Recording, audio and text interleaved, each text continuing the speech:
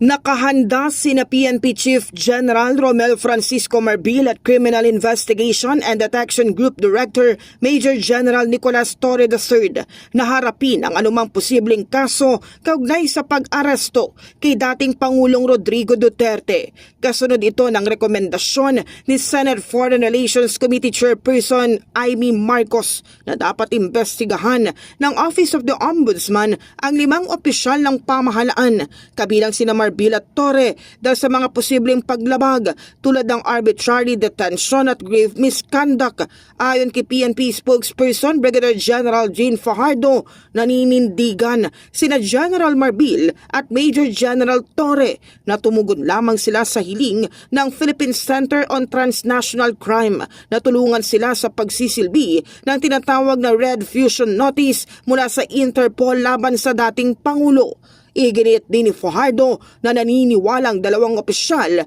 na sumunod lamang sila sa batas at sa kanilang mandato. This is the position of the PNP with respect to the possible criminal and administrative cases to be filed against the Chief PNP and General Torre, and they are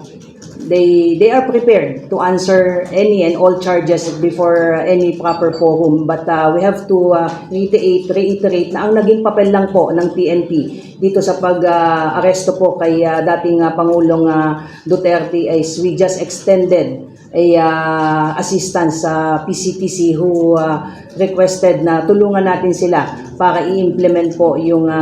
Red Fusion Notice po issued against the former president po. In the heart of changing lives, ako si Brigada Kath Austria ng 105.1 Brigada News sa Manila, the Music and News Authority.